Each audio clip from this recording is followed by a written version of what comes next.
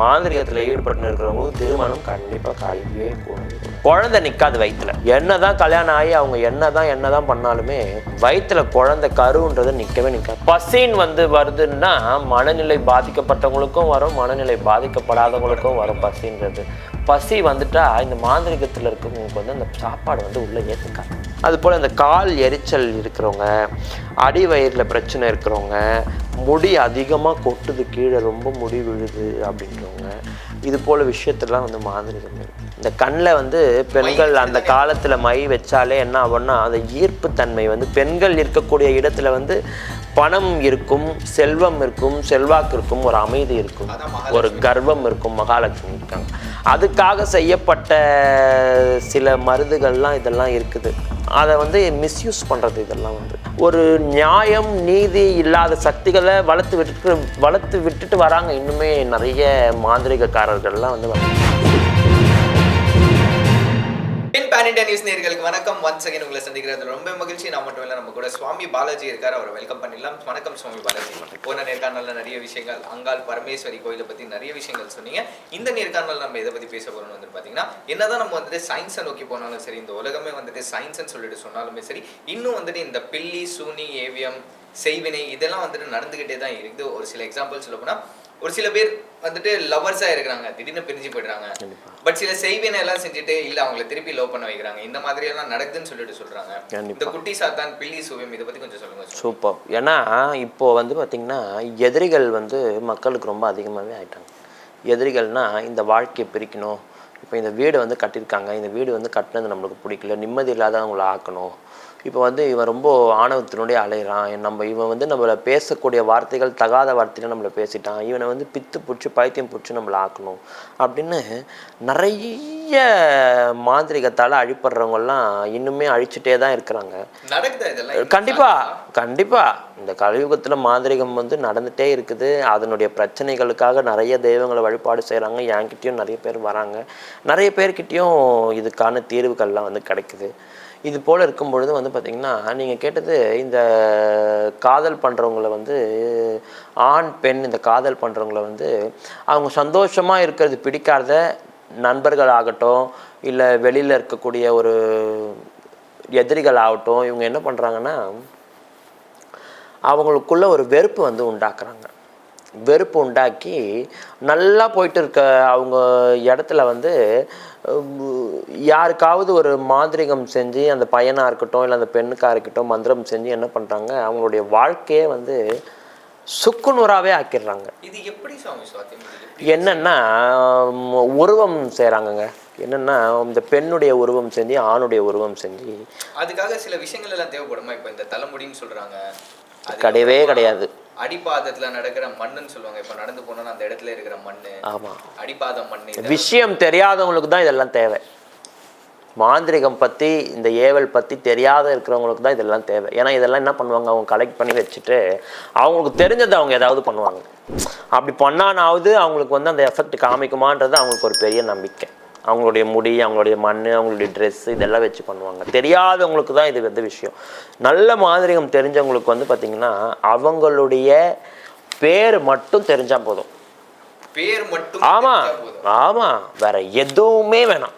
அந்த பேர் மட்டும் தெரிஞ்சால் போதும். அந்த எதிரி என்ன பண்ணணும், அவங்களுடைய மனசில் ஆழ்ந்து அவங்க இருந்துச்சு அப்படின்னா பகையா, கண்டிப்பாக அவங்களால மாந்திரிகம் செய்ய முடியும். எப்படி செய்வாங்க? என்னன்னா ஆண் பெண், இப்போ நீங்கள் சொன்னது நல்ல விஷயம். காதல் பண்ணுறவங்கள என்ன பண்ணுறாங்கன்னா உருவம் செய்கிறாங்க. இது போல் ஆண் உருவம் செஞ்சு பெண் உருவம் செஞ்சு என்ன பண்ணுறாங்க, அதான் நான் சொல்லியிருந்தேன்ல, இந்த பெரிய பேத பூத பிசாசுகள் அப்படின்னு சொல்லியிருந்தேன்ல, இந்த நிறைய இந்த குட்டிச்சாத்தான்கள் இது போல் விஷயங்கள்லாம் இந்த கலியுகத்தில் அப்பாற்பட்ட விஷயங்கள். இதெல்லாம் இந்த கலியுகத்தில் கிடையவே கிடையாது அந்த விஷயங்கள். ஏன்னா இந்த கலியுகத்தில் தெய்வங்கள் இருக்குது, ஒரு அமானுஷ்யமான சக்திகளும் இருக்குது. இந்த தெய்வத்தை சுற்றி நிறைய நல்ல சக்திகளும் இருக்குது, கெட்ட சக்திகளும் இருக்குது. இப்போ நீங்கள் கோவிலுக்கு போனால் கூட பார்த்திங்கன்னா கோவிலை சுற்றிட்டு கோவிலில் உட்காந்துட்டு வான்னு சொல்லுவாங்க. ஏன் உட்காந்துட்டு வான்னு சொல்கிறாங்கன்னா, அந்த கோவிலில் இருக்கக்கூடிய பூத பேத பிசாசுகள்லாம் உங்க கூட வந்துடக்கூடாது. வீட்டுக்கு வந்துடக்கூடாது, நீ உக்காஞ்சா அதுவும் அந்த கோயிலே உட்காந்துரும், கூட வராது அப்படின்றதுனால தான் இன்னுமே அந்த கோவிலில் உட்காந்துட்டு வரோம் நம்ம.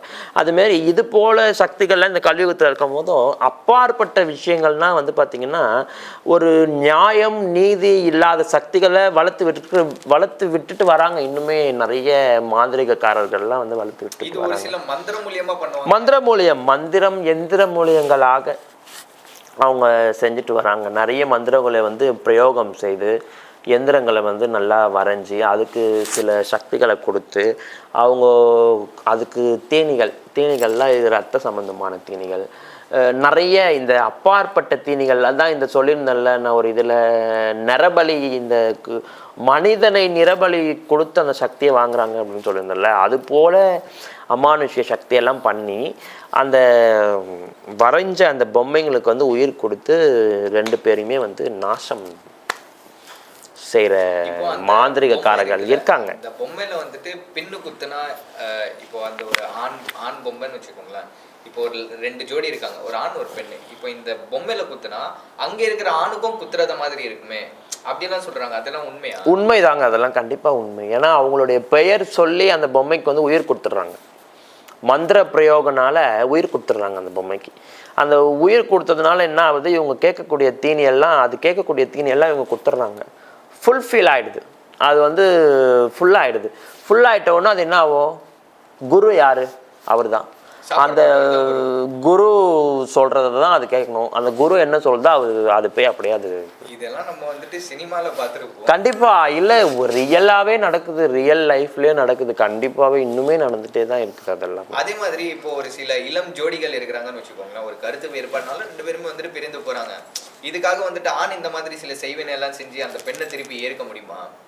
கண்டிப்பா. வசியம், அது வசியத்துக்காக நிறைய மருந்து இந்த உலகத்தில் இருக்குது. ஏன்னா வசியம் அந்த காலத்தில் எதனால் செஞ்சாங்க அப்படின்னா ஈர்ப்புக்காக செஞ்சாங்க. ஈர்ப்புக்காக அப்படின்னா ஒரு பெண்களை பார்த்தாலே ஒரு மங்களாட்சமாக இருக்கணும், ஒரு தெய்வீகத்தன்மை வந்து எல்லாருமே அடையணுன்றதுக்காக செய்தது தான் வசியனுடைய மருந்து. இந்த கண்ணில் வந்து பெண்கள் அந்த காலத்தில் மை வச்சாலே என்ன ஆகும்னா அந்த ஈர்ப்பு தன்மை வந்து பெண்கள் இருக்கக்கூடிய இடத்துல வந்து பணம் இருக்கும், செல்வம் இருக்கும், செல்வாக்கு இருக்கும், ஒரு அமைதி இருக்கும், ஒரு கர்வம் இருக்கும், மகாலட்சுமி இருக்காங்க. அதுக்காக செய்யப்பட்ட சில மருந்துகள்லாம் இதெல்லாம் இருக்குது. அதை வந்து மிஸ்யூஸ் பண்ணுறது இதெல்லாம் வந்து என்னங்க, நிறைய மூலிகை இருக்குங்க, எவ்வளோ இதெல்லாம் இருக்குது. இந்த கேரளாலாம் வந்து நீங்கள் பார்த்தீங்கன்னா, கேரளா சைடு இந்த ஆந்திரா சைடெலாம் நீங்கள் வந்து நல்லா பார்த்தீங்கன்னா நிறைய மூலிகைகள் இருக்குது. அந்த வாசத்தினுடைய தன்மையை வச்சு இவங்க அதை நல்லா காய வச்சு நல்லா அரைச்சி இது கூட எதை சேர்த்துலாம் அது கூட எதை சேர்க்கலாம் அப்படின்னு சொல்லி நிறைய சேர்த்து மந்திர பிரயோகனம் செய்து அவங்க கொடுக்கறதுனால என்ன ஆகுது, அவங்களுக்கு வசியமாயிடும். பிரிஞ்சு போனவங்களும் திருப்பி வசியம் பண்ணிடுறாங்க. கிடையாது, மை தடவுறதோ அவங்களுக்கு வயிற்றுக்கு பொடி கொடுக்கறதோ அதெல்லாம் எதுவுமே கிடையவே கிடையாது. எப்படிங்க பிரிஞ்சு போயிட்டாங்க, அவங்களுக்கு நீங்க எப்படி மை தடவுவீங்க, எப்படி அவங்களுக்கு வந்து நீங்க பொடி கொடுப்பீங்க? ஒண்ணுமே கிடையாதுங்க. அதான் நான் சொல்றேனே, பொம்மை செய்யறாங்க, நான் சொல்றது புரியுதா உங்களுக்கு? உருவு பண்றாங்க. இந்த மரப்பாச்சி பொம்மைன்னு நீங்க கேள்விப்பட்டிருப்பீங்க. மரப்பாச்சி பொம்மைன்னா இந்த மரக்கட்டையிலே ஒரு 2 பொம்மை இருக்கும் பார்த்துருக்கீங்களா, நல்லா அழகா டிசைன் பண்ணி அழகா வச்சிருப்பாங்க பார்த்தீங்களா? அந்த மரப்பாச்சி பொம்மையை என்ன பண்றாங்க, அதுக்கு வந்து உயிர் கொடுக்குறாங்க. மந்திர பிரயோகனால உயிர் கொடுத்து அதுக்கு வந்து பேர் வைக்கிறாங்க, பிரிஞ்சு போனவங்களுடைய பேர் வைக்கிறாங்க. வச்சு அதுக்கு என்ன பண்ணுறாங்க, வசிய மருந்து கொடுக்குறாங்க. நான் சொல்கிறது உங்களுக்கு புரியுதா? அதுக்கு அந்த வசிய மருந்து கொடுக்கறதுனால அந்த பெண்ணுக்கு என்ன ஆகுது, வசியமாயிடுது அந்த பொண்ணு. டைரக்டா போயிடுது ஆகுது. அந்த அளவுக்கு பணம் வந்து இந்த ஆண்மகன் கொடுக்குறாருங்க. இந்த மாதிரி கேசஸ் நீங்க என்ன ஹேண்டில் பண்ணிருக்கீங்களா? நிறைய பண்ணியிருக்கேன். கொஞ்சம் சொல்ல முடியுமா சுவாமி? ஃபார் an எக்ஸாம்பிள் ஒன்றே நான் சொல்லணும்னா என்னென்னா, இப்போ கணவர் வந்து 2 குழந்தை இருக்குது ஒரு மனைவிக்கு. அந்த கணவர் வந்து என்ன பண்ணுறாரு, மனைவிக்கிட்ட சரியாக பேச மாட்டாரு, வீட்டுக்கு வந்தால் சரியாக சாப்பிட மாட்டாரு, பித்து பிடிச்சி பைத்தியம் பிடிச்ச மாதிரி இருக்காரு, தினமும் ஃபோன்லேயே தான் இருக்கிறாரு. ஃபோன் ஏன் நீங்கள் பண்ணீங்க அப்படின்னு கேட்டால் ஒரே சண்டை வீட்டில் நடக்குது. ஒரு நிம்மதியே கிடையாது, முதல் மனைவி கிட்ட ஒரு ஹாப்பினஸே கிடையாது, குழந்தைங்க கிட்ட ஒரு நல்ல பேச்சே கிடையாது, வீட்லேயும் சம்பாரிச்ச காசெல்லாம் கொடுக்குறதே கிடையாது. இப்படி பண்ணும்பொழுதும் அவர் என்ன ஆகுறாரு, வேலை பெண் கூட வசியமாயிட்டார். இவருடைய பணம் எல்லாம் அங்கே இறைக்கிறார். அப்படி இறைக்கும் பொழுதும் அந்த பெண் வந்து வசியம் செய்திருக்கா. அந்த பெண் வசியம் செய்து இவரை ஈர்த்துட்டா. அப்படி இருக்கும் பொழுதும் ஒன்றுமே கிடையாது. மனசாட்சியோடய நான் சொல்கிறேன், சுவாமிக்கிட்ட நான் வந்து அந்த விஷயம் செஞ்சு இது பண்ணுறதோ அது பண்ணுறதெல்லாம் கிடையாது.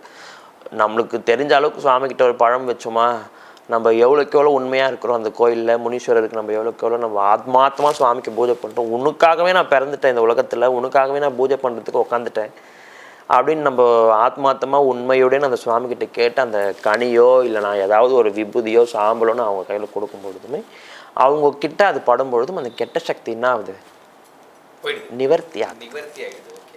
நிவர்த்தி ஆகும் பொழுதும் ஒரு நல்ல விஷயம் தானே இது நடக்குது இல்லையா? அதுபோல் எனக்கு சில விஷயங்கள் தெரிஞ்சத்தினுடைய மருந்துகள் இதெல்லாம் நான் அவங்களுக்கு கொடுக்குறேன். நல்ல விஷயத்தினால ஆக மாட்டேன் மருந்துகள்லாம் கொடுக்குறேன். அதை எடுத்துகிட்டு போயிட்டு அவங்களுக்கு கொடுக்கும்பொழுதும் அவர் என்ன ஆகிறாரு, மீண்டுமே அவங்க கூட வந்து சேரக்கூடிய வாய்ப்புகள் நல்லா நடக்குது. அதான் சொல்கிறேனே, கெட்ட விஷயங்கள் நடந்துட்டும் இருக்குது, நல்ல விஷயங்களும் நடந்துகிட்டே இருக்குது. கெட்ட விஷயங்கள் நின்றுட்டா நல்ல விஷயங்களும் என்ன ஆகிடும், நின்றுடும். அதனால ரெண்டுமே ஈக்குவாலிட்டம்ஸாக வந்து இந்த உலகத்தில் போயிட்டு கண்டிப்பா. ஏன்னா எதிரிகள் நம்ம இப்போ முன்னேறோம் அப்படின்னா நம்மளுக்கு நம்ம ஃபர்ஸ்ட் ஆஃப் ஆல் முன்னேறிட்ட ஒன்றும் நம்ம கிஃப்ட் கொடுக்கணும்னு ஆசைப்பட்டா நம்ம எதிரிகளுக்கு தான் கொடுக்கணும். ஏன்னா அவங்க அந்த அளவுக்கு நம்மளை ஃபோர்ஸ் பண்ணதுனால தான் நம்ம இந்த இடத்துல இருக்கிறோம். இல்லைன்னா ஒரு வெறித்தன்மை வராது, நம்ம ஒரு சம்பாதிக்கணுன்ற ஒரு தன்மை வராது, ஒரு ஆங்காரம்ன்றது வரவே வராது. நம்மளை எவ்வளோக்கு எவ்வளோ ஃபோர்ஸ் பண்ணுறாங்களோ, நம்மளை எவ்வளோக்கு எவ்வளோ தூண்டி விடுறாங்களோ அவ்வளோக்கு எவ்வளோ நம்ம என்ன ஆக முடியும், உச்சத்துக்கு போயிட முடியும். சூப்பர் சுவாமி. அதே மாதிரி இப்போ இந்த செய்வினை வசியம் இதெல்லாம் செய்கிறது வந்துட்டு நம்ம எப்படி கண்டுபிடிக்கலாம்? இப்போ வந்துட்டு ஒரு நபருக்கு இந்த மாதிரி எல்லாம் செஞ்சுருக்காங்க, அந்த சிம்டம்ஸ் நம்மளுக்கு எப்படி தெரியும்? இப்போ ஃபார் அன் எக்ஸாம்பிள் திருமணம் கண்டிப்பாக கைக்கூடாதுங்க. ஓகே. மாந்திரிகத்தில் ஈடுபட்டு இருக்கிறவங்களுக்கு திருமணம் கண்டிப்பாக கையே கூடவே கூடாது. குழந்தை நிற்காது வயிற்றுல. என்னதான் கல்யாணம் ஆகி அவங்க என்னதான் பண்ணாலுமே வயிற்றுல குழந்தை கருன்றது நிற்கவே நிற்காது. ஆனால் அவங்க பார்த்தீங்கன்னா நிறைய டேப்லெட்ஸ்லாம் போட்டு வருவாங்க, நிறைய ஊசி மருந்துலாம் போட்டு வருவாங்க, ஹாஸ்பிட்டல் ஸ்கேன்ஸ் நிறைய எடுத்துகிட்டு வருவாங்க. இதெல்லாம் போராடியுமே குழந்தை வயிற்றுல நிற்கவே நிற்காது. இது ரெண்டு ஆச்சுங்களா. அதுக்கப்புறம் வீட்டில் வந்து எப்போ பார்த்தாலும் பிரச்சனைகள் இது தொடர்ந்து வந்துன்னே இருக்கும். நிம்மதியாக சாப்பிட முடியாது, ஒரு சாப்பாடு சாப்பிட முடியாது, ஹாப்பினஸ் இருக்காது, ஒரு சந்தோஷமாக சிரிக்க முடியாது. வீட்டில் எப்போத்தாலும் ஒரு மர்மமாகவே இருக்கும். நம்மளை சுற்றி ஏதோ ஒரு பெரிய கூட்டம் இருக்க போலே இருக்கும், ஆனால் யாருமே இருக்க மாட்டாங்க. ஒரு பெரிய கூட்டமாக நம்ம பின்னாடி சூழ்ந்துட்டு இருக்கிற மாரி எதிரிகள் அப்படியே இருக்கும். இது போல் தொல்லைகள்லாம் வந்து மனிதர்கள் இன்னுமே பாதிச்சுட்டு வருது.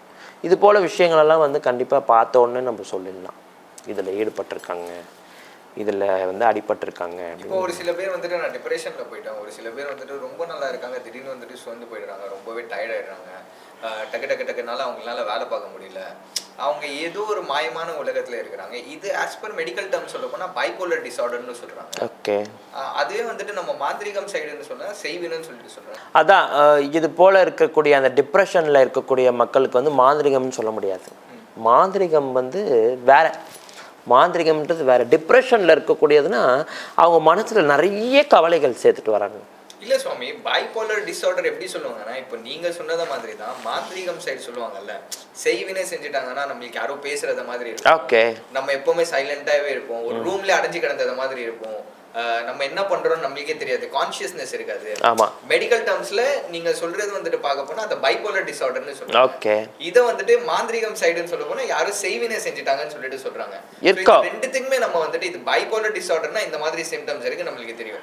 செய்வினை செஞ்சாங்கன்னா இன்னும் சில சிம்டம்ஸ்னு சொன்னா இந்த மாதிரியான சிம்டம்ஸ் நம்ம பார்த்தா ஓகே இது செய்வினை செஞ்சிருக்காங்க, பைபோலர் டிசார்டர் இல்லைன்னு சொல்லிட்டு நம்மளால கண்டுபிடிக்கலாம். என்னன்னா நம்ம இது போல இருக்கக்கூடிய மனுஷங்க வந்து பார்த்தீங்கன்னா நீங்கள் எல்லாமே அவங்களுக்கு வந்து நார்மலாகவே இருக்கும், எல்லாமே இதாக இருக்கும், மனநிலை பாதிக்கப்பட்டிருப்பாங்க, ரொம்பவே எந்த ஒரு விஷயத்துலையுமே ஈடுபட மாட்டாங்க, ஒரு நல்ல ஒரு சிரிப்புன்றது அவங்கக்கிட்ட இருக்காது, ஒரு சந்தோஷமான விஷயமே அவங்கக்கிட்ட இருக்காது, அவங்க எப்பவுமே ஒரு இருட்டாகவே இருப்பாங்க. அது போல் இருக்கக்கூடிய ஆட்களுக்கு வந்து பார்த்திங்கன்னா பசின்னு வந்து வருதுன்னா மனநிலை பாதிக்கப்பட்டவங்களுக்கும் வரும், மனநிலை பாதிக்கப்படாதவங்களுக்கும் வரும் பசின்றது. பசி வந்துட்டா இந்த மாந்திரிகத்தில் இருக்கவங்களுக்கு வந்து அந்த சாப்பாடு வந்து உள்ளே ஏற்றுக்காது. சாப்பாடு உள்ளே போச்சு அப்படின்னா ஒன்று வாந்தி, இல்லைன்னா லூஸ் மோஷன் ஆகிற மாரி ஒரு விஷயம். அது போல் இன்னொரு விஷயம்னா இந்த மனநிலை பாதிக்கப்பட்ட இருக்கிறவங்களுக்கு வந்து வேற ஒரு விஷயம், அவங்க வந்து யோசிச்சுட்டே இருப்பாங்க. நிறைய கவலைகள் வந்து மனசில் வந்து இதுவாகிப்பாங்க.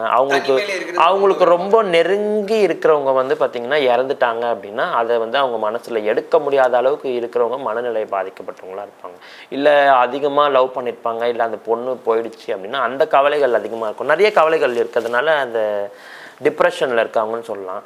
அவங்களுக்கு மாந்திரிகம் ஏற்பட்டிருக்கு அப்படின்றதுனா அதான் இந்த சாப்பாடை ஏற்றுக்காமல் இருக்கிறது. அப்புறமா நம்மளுடைய உடம்பு வந்து உள்வாங்கும் அப்படின்னா இந்த சதைகள் எல்லாமே என்ன ஆகும், அப்படி சுருங்க ஆரம்பிச்சிடும்.